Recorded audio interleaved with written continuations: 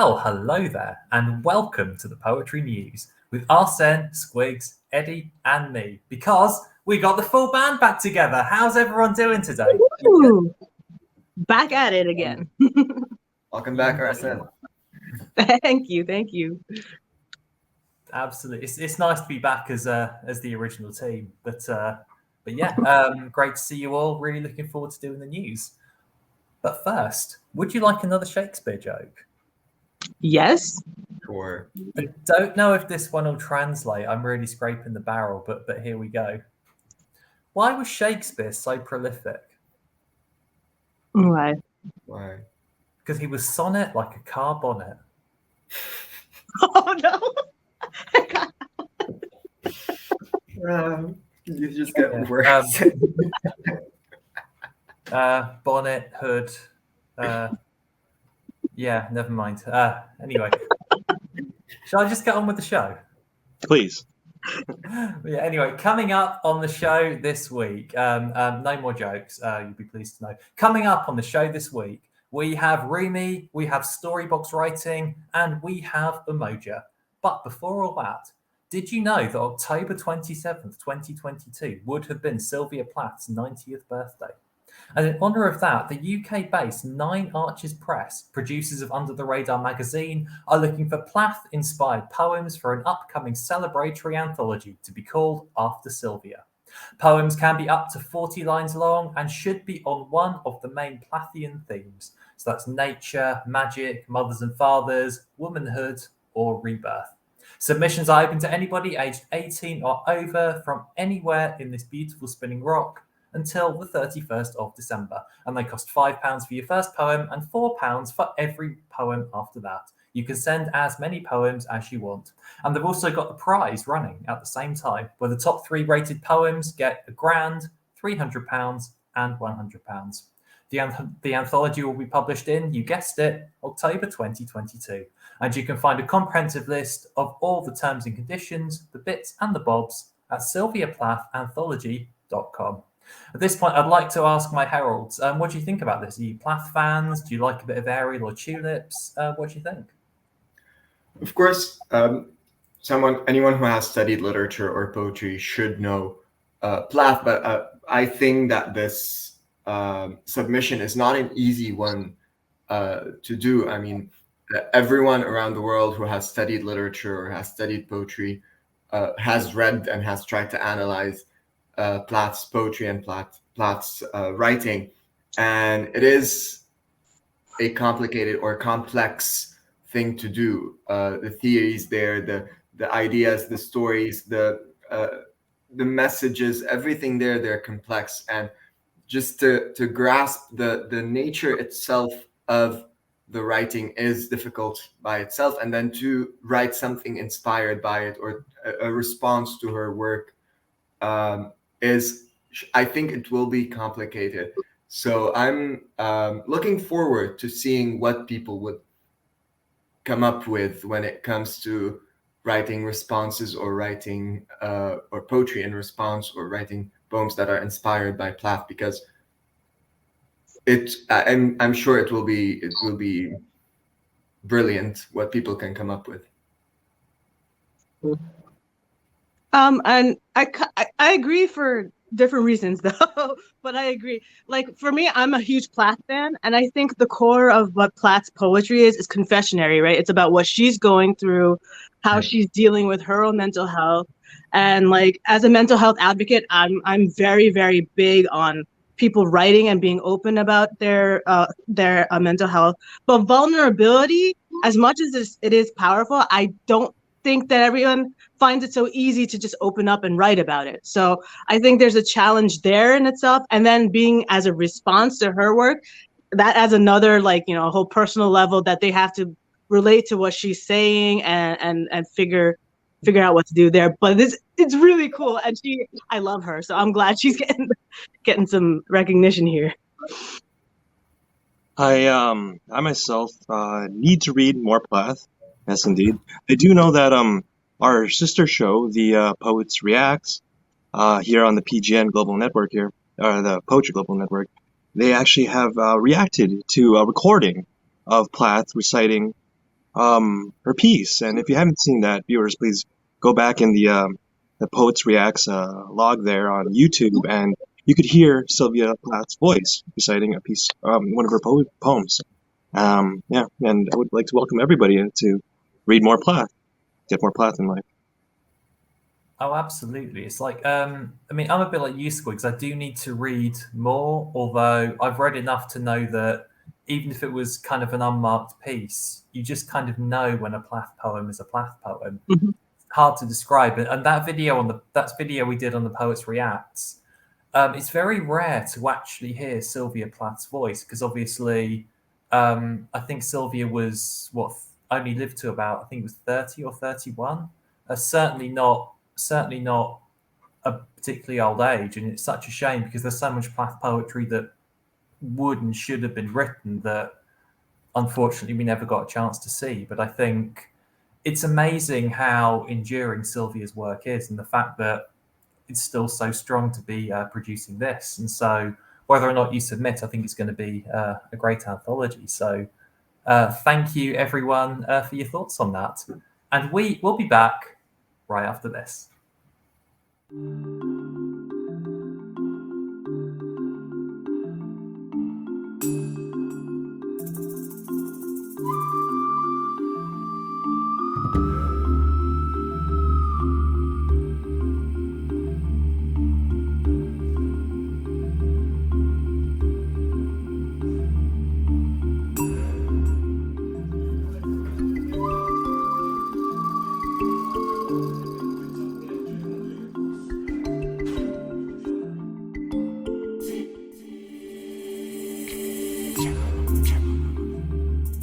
Welcome back, everyone. I'm Eddie, and I'm joining you from Batoon, the north of Lebanon. Today, I have a series of workshops that you guys can check out online.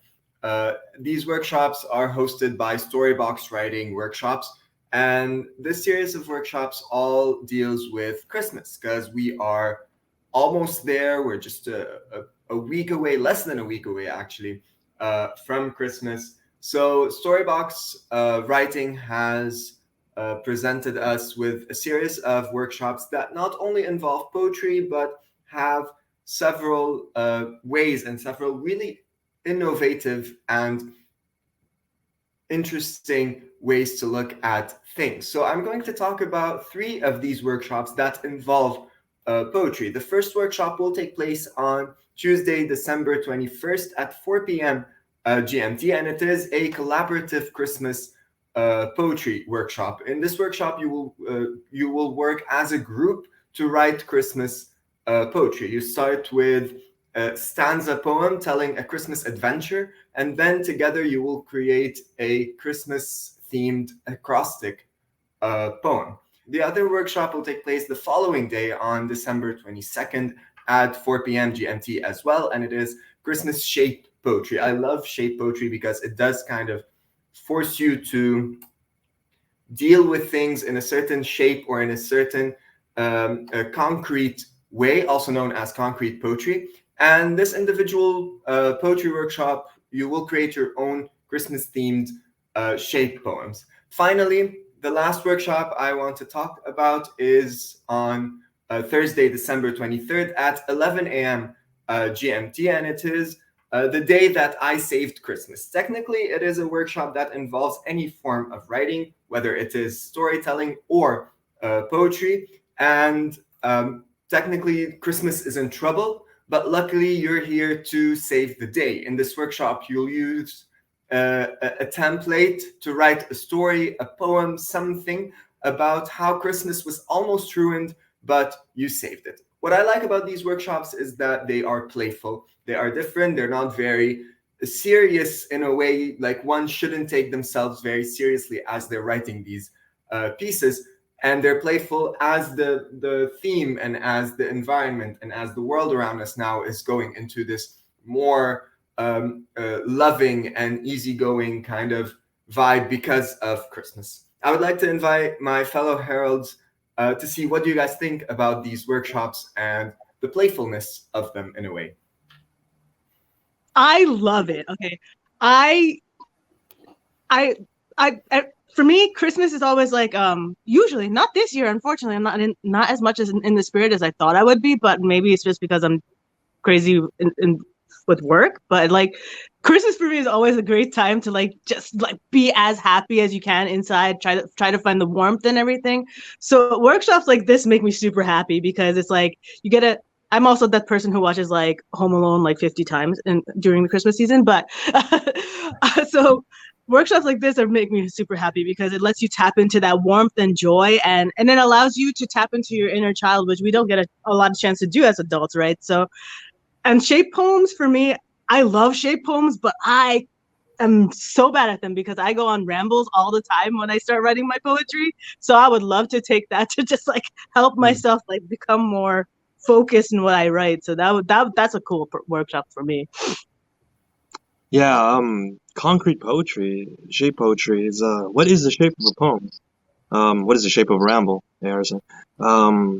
It's definitely interesting. I've always been told that the difference between poetry and other writing is in the shape, at least, like what you could do with the lines and stuff. So, further consideration with a meaningful shape of the actual text. Definitely would be interested in that. Christmas is we need an excuse to feel good and do good by, our fellow people around the world. And yeah, I need more of that. Although here at the Squigs household, this time of year tends to be difficult. That's, most years, but let's hope to not make that a tradition again this year.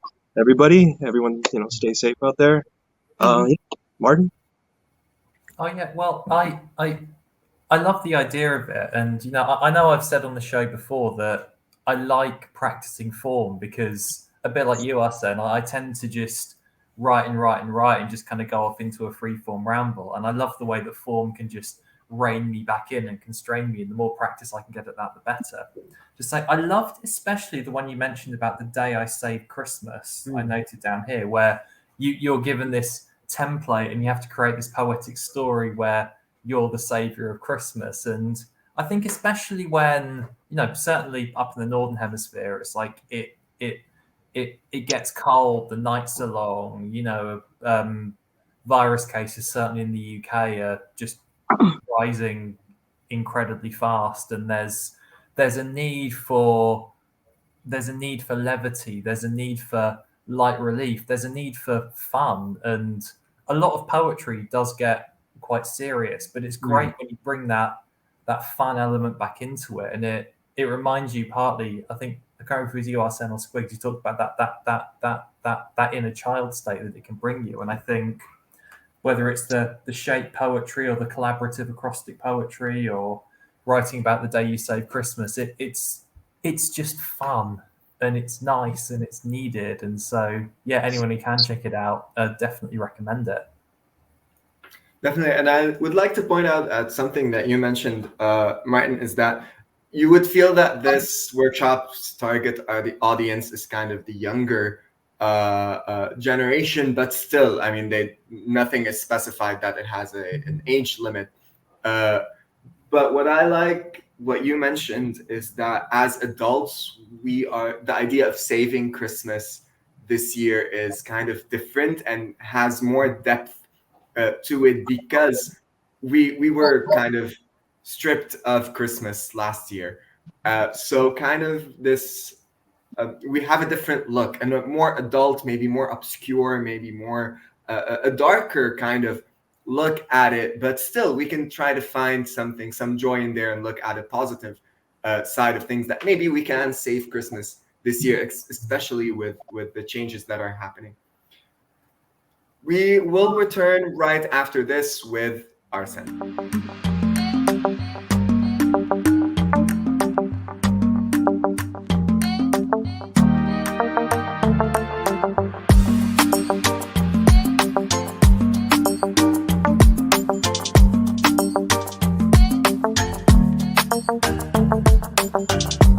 Hello and welcome back. I am Arsene. I am so glad to be back with you after fighting Miss Rona off. Let me tell you, that was fun. Not really. Guys, please be careful when you go out and mingle. If you're not sure if you hug someone, just don't. It's fine. Anyway, enough about me. Let's get on with this amazing segment I have for you. It's a poetry slam, and guess what? It is a Kwanzaa-themed poetry slam. More importantly, it is based on the first principle of Kwanzaa called Umoja, also known as unity and strength. So it should be really, really, really cool. And it is hosted by some amazing slam poets that I know of. Lyrical Faith is one of them.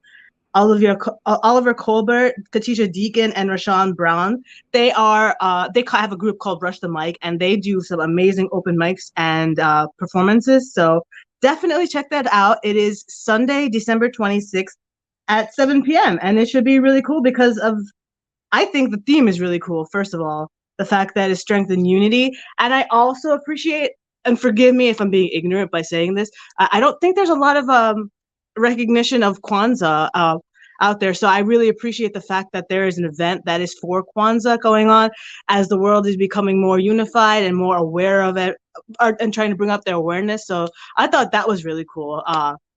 And yeah, I definitely wanted to cover that today. And I would love to bring on my heralds to see what they think about that. Well, you know what? Yeah, I think there should be more recognition of this wonderful tradition. Just looking here, the 7 principles of Kwanzaa include unity, self-determination, collective work, and responsibility, cooperative economics, purpose, creativity, and faith. That just sounds like we need a lot of that in the world. So, yeah, I would definitely be interested in checking this out as well. Yeah. Oh, I forgot to mention one really important thing. Sorry. It will be streamed on Facebook. So just so everybody knows. Yeah, okay, cool. Absolutely. Well, it is certainly one of the particular interest points to me on that is that I wasn't aware of the term Kwanzaa before you mentioned it, Arsene. And but I love, the definitions that you went through, Squigs, and like Kwanzaa and Umoja, which are written down as unity and strength. And I really like a themed event. A lot of events, certainly in the UK, they don't have a particular theme or even sort of a suggested theme. They just tend to just be whatever you bring, whatever you perform. And particularly slams, people tend to bring, it's a sort of short, sharp focus on, this is a bit of work that I really like, that I've really refined, and this is ready, let's go. And to combine that with a theme, I can imagine the atmosphere in that slam is just going to be phenomenal. Yeah. And I'd be really interested to explore some of the other Kwanzaa themes as well. If they're doing this, maybe they're doing this one this time. Maybe they're doing other Kwanzaa themes as future events or something like that. But yeah, it sounds cool. Yeah, I'm like you, kind of, Martin. I didn't know much about Kwanzaa and the celebration and the tradition.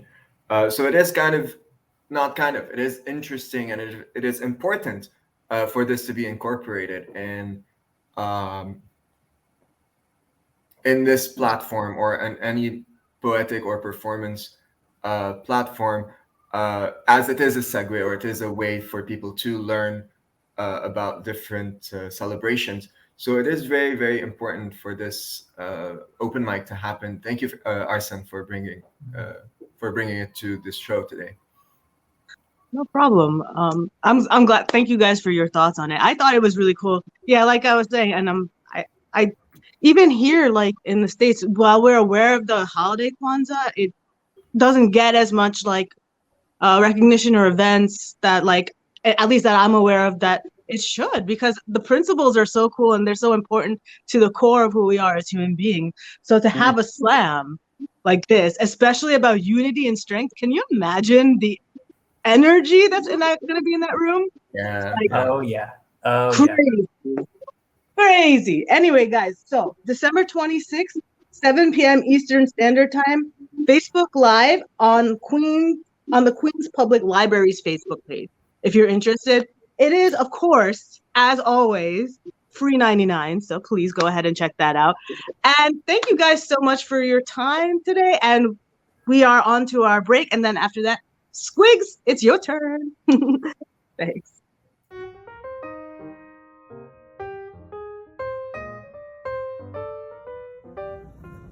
Hi, I'm Mark, poet with a guitar. I'm the chancellor of the Poetry Academy of Poetry Global Network. Here's a quote from a very famous book, Ordinary Genius, Kim Adanasio, on revisions. If you don't think your work needs revisions, here's a tip. Don't try to be a poet. You will never, I mean never, be any good. If you take your work seriously, you will write the poem again and again until you get it right, or as close to right as you can. Revision separates the professionals from the amateurs and wannabes. Well, join me for a workshop class on revisions. We'll delve into that. Look at the many different tricks poets use, famous poets use, and what we can use. Bring a poem that you've been wanting to revise as well. See you then.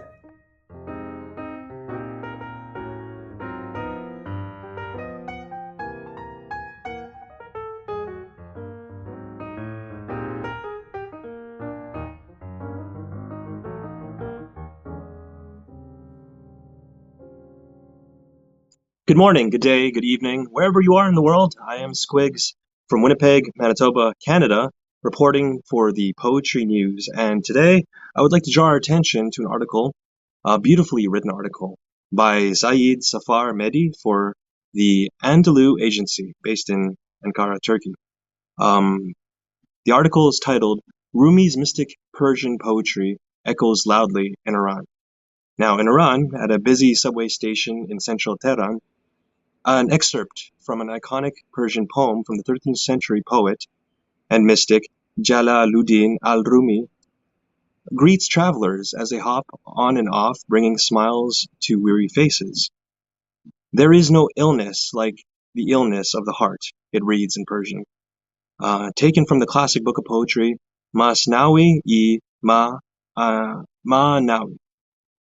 Jalaluddin al-Rumi Muhammad, better known in the West as Rumi, is affectionately referred to as Maulana, or Master in Iran. Now, Mohsin Asgharian, an amateur poet and Rumi lover, says the legendary Persian poet who was born in Greater Balkh and died in Konya owes his staggering popularity in Iran mainly to his works like Masnawi-i Ma'nawi. It's an unparalleled, Asgharian goes on to say, it's an unparalleled work in Persian, written immediately after the Mongol invasion of Iran in the 13th century. Asgharian told the Anadolu Agency, emphasizing that Rumi has an edge over other Persian language greats such as Hafiz, Ferdowsi, and Saadi. The sense of belonging for Iranians comes from the fact that the entire body of his work is in Persian, which is the official language of Iran, says Asgharian. But he is like the wind, like the sun, he belongs to everyone. Rumi, whose tomb is in Turkey's Konya province, is considered not merely a supremely gifted poet, but a beacon of spiritualism and mysticism, who gave a new dimension to the mystical tradition of Islam in Iran. Muhammad Ali Mojarradi, a translator of Persian poetry and founder of the Persian Poetics website, said Rumi falls into the group of Sufi poets who composed longer epics, known as Masnawi, to guide the Sufi traveler along the path, along with shorter love poems such as Ghazal, which we've spoken in previous episodes of, which documented their mystical states, also known as awal.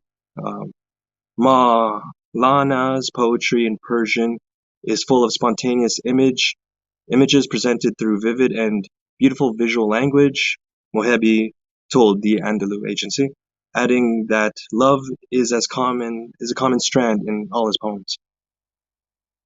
But it must be noted, as American poet and Rumi translator Coleman Barks rightly points out, that the love that Rumi describes is rooted in the realization of divine love and its role in the world and our lives, as she hastens to add. The article continues to say that Rumi's poetry in its original form is part of the school curriculum in Iran, and his body of work here, Rumi is said to have penned nearly 70,000 verses of poetry, almost all in Persian, compiled in 2 magnum opus books, one dedicated to his mentor, Sham Tabrizi, called Diwan-e-Shams, and the other being, of course, the Masnawi-e-Manawi. Masnawi-e-Manawi took over 10 years to complete and is filled with interesting anecdotes, lessons in morality, and stories from the 3 Abrahamic religions. Now, I would like to welcome back my heralds to speak of their experiences with Rumi and maybe some favorite lines from the great poet. So I think it's fantastic that, that whenever you see a poet or someone's poetry out somewhere, I think it's fantastic, because certainly in the UK, it's not something you see that often, and it'll go in little spurts, little phases, but then it'll peter out again. My experiences with Rumi, though, I don't really have any, if I'm honest. I don't know whether I'm perhaps just a classical poetry Luddite in some ways, or whether Rumi's just not as popular or well known in the UK. But certainly, we never studied Rumi at school. I've never sort of classically studied poetry. I'm very much just someone who's done my own poetry learning and read the poets I've liked over time. And from time to time, you come across a famous poet that you perhaps just would have come across if you'd been more scholarly about it, but you discover them when you discover them. When you first mentioned that you were going to put this on the show, Squigs, I did then look up Rumi, and I read a few of Rumi's poems online and read about how Rumi's one of the most read poets in the USA, and you talk about being on the curriculum in Iran, and a few other points that I've noted down there. And I think we often revere older poets, and from what I read before the show, Rumi's got some phenomenal writing. Like, I was reading poems like This and Lovers and All Through Eternity, and they're really nicely and beautifully written poems, so I'd love to check out more. But yeah, in terms of experiences with Rumi, I don't really have any, if I'm honest.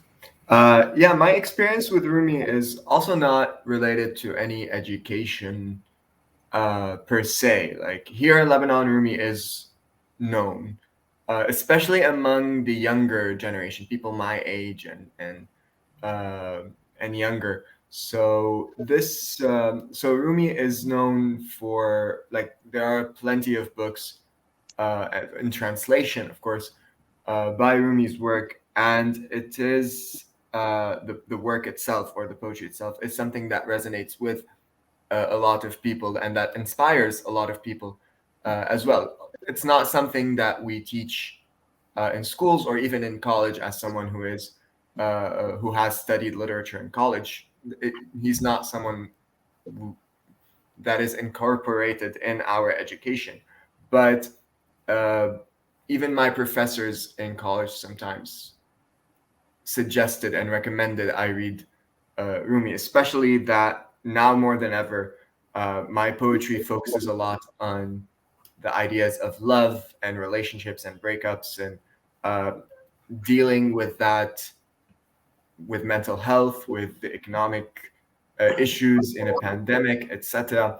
It focuses a lot on that. And one of the lines I really love in Rumi's poetry is there a way to grasp what love means without becoming a lover first? Love cannot be explained. It can only be experienced. Love cannot be explained, yet it explains all.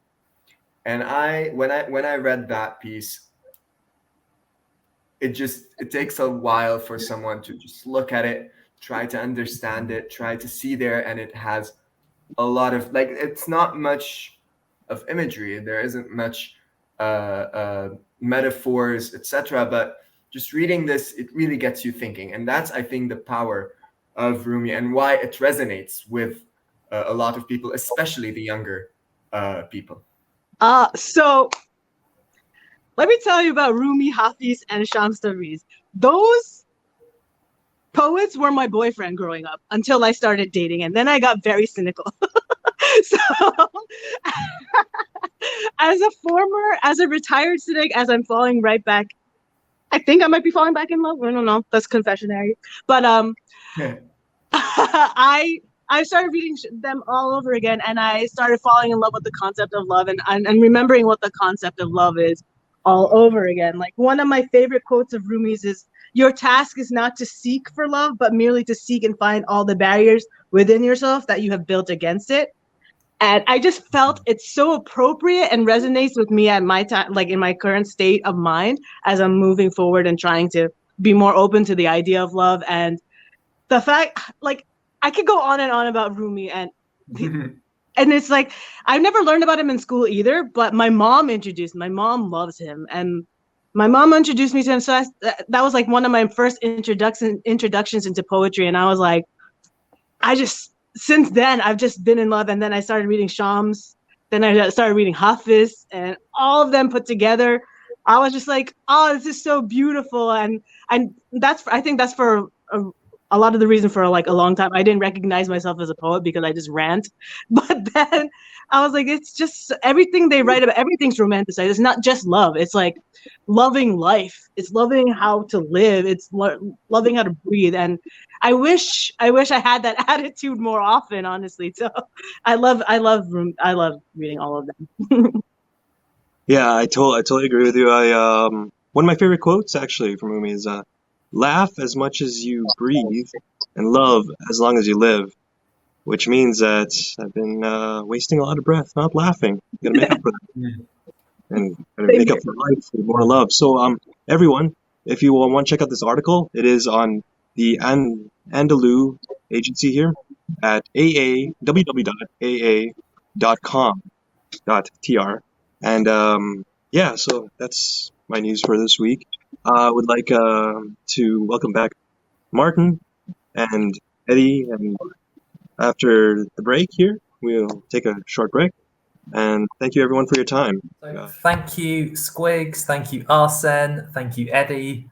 We hope you've enjoyed some of the articles that we've talked about today, and we'd love for you to join the discussion as well. We'd love to know what you have to say in the comments down below. What do you think? Please tell us. And also, please do check out our other shows here at Poetry Global Network. We have the Poets Reacts, we have the Poets Lighthouse, we have Bottoms Up, open mic once a week for different time zones in the world. Loads of stuff going on. Breathe Poet, new shows coming in the new year. We have loads. And if you enjoy poetry news, you'll enjoy the other shows too. And you can follow us also on lots of social media, Eddie. Yes, you can check us out on Instagram, on Facebook, on TikTok. And of course, you have to like and subscribe and share and comment down below what your favorite Rumi poem is. How are you going to write about Christmas? Tell us everything. What's your inspiration by Sylvia Plath? Everything you want to tell us down below in the comments, and check us out on all of our socials. And if you have anything you would like to tell us, please send us an email at thepoetryglobalnetwork@gmail.com. We're waiting for your responses. And that is all we have for you today. Thank you very much, Martin, Arsene, and Squigs. Thank you all for watching us, and we will see you next week. Bye-bye.